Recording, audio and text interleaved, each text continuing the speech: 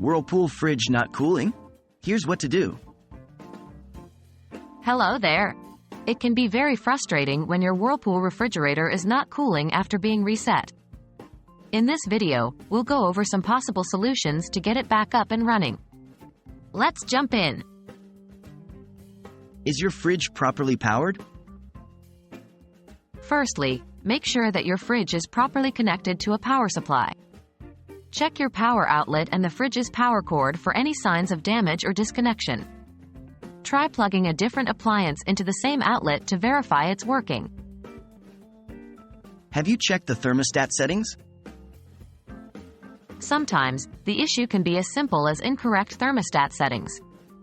The recommended temperature is usually between 35 and 38 degrees Fahrenheit, 1.7 to 3.3 degrees Celsius, for the fridge and 0 degrees Fahrenheit, minus 18 degrees Celsius, for the freezer. If your fridge is set outside this range, it might not cool properly. Are the air vents blocked? Airflow is essential for the cooling process in a refrigerator. Ensure the air vents in the refrigerator and freezer compartments are not blocked by food items. There should be space for air to circulate freely. Are the condenser coils clean? The condenser coils are located at the back of your fridge. These coils remove heat from the refrigerator, and if they are dirty, they may not function properly, which can result in your fridge not cooling.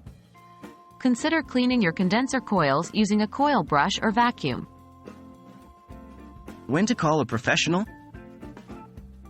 If none of the above solutions work, it's time to call a professional technician. A faulty compressor, coolant leak, or a problem with the refrigerator's sealed system are serious issues that require professional attention.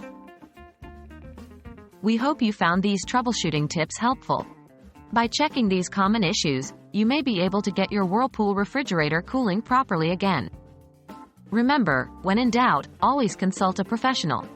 Thanks for watching and good luck with your fridge.